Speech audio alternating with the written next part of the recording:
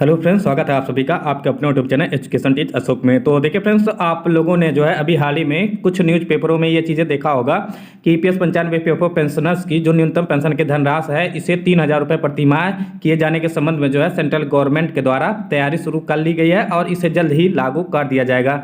इस संबंध में जो है कमांडर अशोक राउत के द्वारा एक बैठक बुलाई गई जिसमें जो है इस बात को लेकर सारी चीज़ें जो है स्पष्ट तरीके से बता दी गई कि क्या सच में जो है आप सभी ईपीएस 95 ईपीएफओ पेंशनर्स की जो न्यूनतम पेंशन की धनराशि है ये 3,000 रुपये प्रतिमाह होने वाली है कि नहीं होने वाली है, अगर होगी तो कब से होगी। इन सारी चीज़ों के बारे में जो है इनके द्वारा एक बैठक आयोजित किया गया था जिसमें जो है इनके द्वारा सारी चीज़ें स्पष्ट रूप से बता दी गई है। तो आइए फ्रेंड्स, आप लोग जो है इसका लाइव वीडियो देख लीजिए।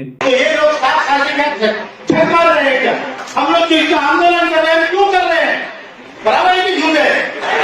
मिनिस्टर को ये मालूम नहीं है कि देश में क्या आंदोलन चल रहे हैं, कितने आंदोलन चल रहे हैं। बुल्ढाना में जो हमारे हेडक्वार्टर से 3 लाख पेंशन चल रहे हैं, क्रॉनिक पेंशन, पूरे लोग बैठ रहे हैं और ये सरकार का मंत्री बोलता है कि हमें मालूम नहीं कि वहां पे आंदोलन है कि नहीं, हमें मालूम नहीं कि इनकी पेंशन का बढ़ाने का प्रस्ताव है कि नहीं। तो इसको मालूम क्या है?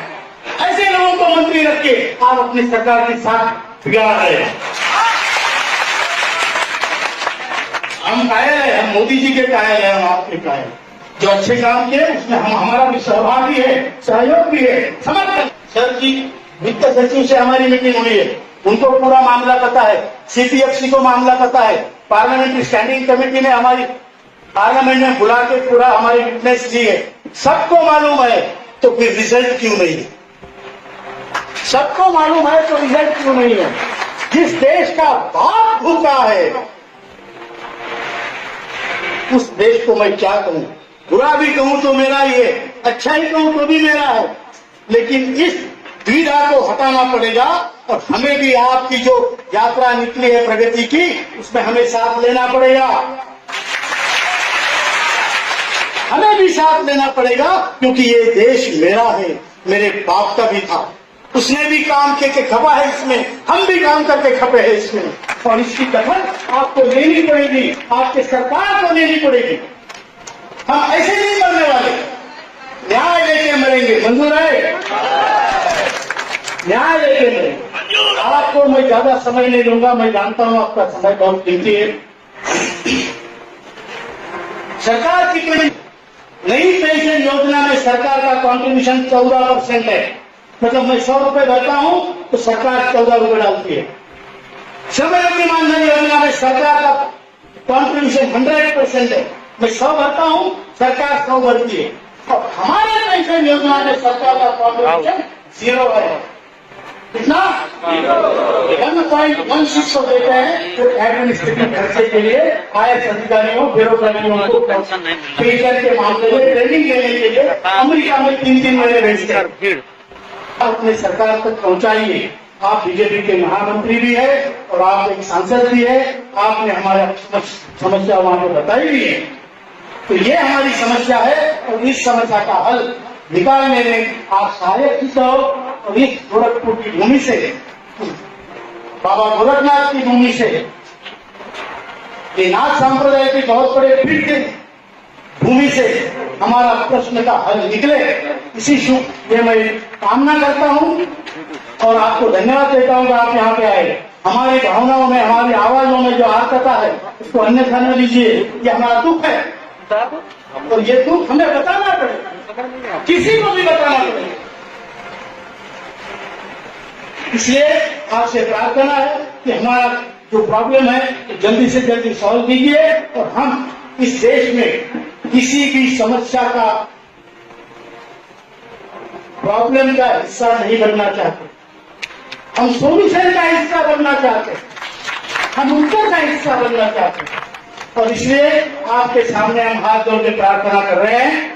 और अगर भोपाल में हमारी CWC है 16-17 तारीख को, तब तक हमें अगर कुछ अच्छा निर्णय या कम से कम कोई अच्छी खबर ना सुनाई दे तो 17 तारीख को निर्णय होगा कि आगे की रणनीति क्या होगी। अब उसमें हम बूढ़े लोग हैं, आपका सरकार का कुछ नहीं बिगाड़ सकते, लेकिन एक बात मैं बताना चाहता हूं यहां से जाने से पहले कि वृद्धों का शाप बहुत भयंकर होता है। क्योंकि हम जानते हैं सड़ते सड़ते मरने से अच्छा, जीने से अच्छा है लड़ते लड़ते मरना। हम लड़ेंगे, जीतेंगे, यही कहना चाहता हूं। धन्यवाद। इसके बाद वो ये कि अभी कुछ दिनों पहले हमने कानपुर से कुछ न्यूज सुनी कि 3000 करने जा रही है सरकार। कुछ श्रमिक संगठनों की तरफ से ये न्यूज दी गई है, लेकिन सिर्फ कानपुर से ही आई है। 2-3 पेपर में आई है, लेकिन सिर्फ कानपुर बेस्ड न्यूज़पेपर पे आई है। और ये पढ़ के मुझे भी और कई लोगों को आश्चर्य हुआ होगा कि ये क्या चल रहा है। आदरणीय श्रम मंत्री जी ने 21 तारीख को हमको बुलाया। हमारी जो चर्चा हुई में पहले भी किसी वीडियो में हमने जारी की है, लेकिन फिर से एक बार मैं उसको दोहराता हूं। उन्होंने ये कहा था कि 3000 तो एक 2014 के मार्च में बीजेपी के प्रवक्ता थे प्रकाश जी जावड़ेकर ने मार्च 2014 में भरी सभा में वर्धा में 10,000 लोगों के सामने ईपीएस से ये कहा था कि अगर हमारी सरकार आती है तो आपकी समस्या 90 दिन में सॉल्व करेंगे। इसका यूट्यूब पे वीडियो अवेलेबल है सर। अभी उनको जब हम मिलने गए करीब 1 साल बाद कि हमारी समस्या हल नहीं हुई, तो उन्होंने बताया अरे तुमको 1000 दे दिए और कितने चाहिए। ये उनके शब्द है। और आज बीजेपी पार्लियामेंट्री कमेटी को सर हमने पत्र लिखा है कि आपके पक्ष ने, जो बहुत जवाबदार जिम्मेदार पक्ष है भारत का, उस पक्ष ने एक वचन दिया था 10 साल पहले, और वो वचन अभी तक नहीं निभाया है। ये मैं आपको आपके सामने कहना चाहता हूं। और अगर चाहे तो हम क्लिप आपको यूट्यूब पे दिखा सकते हैं।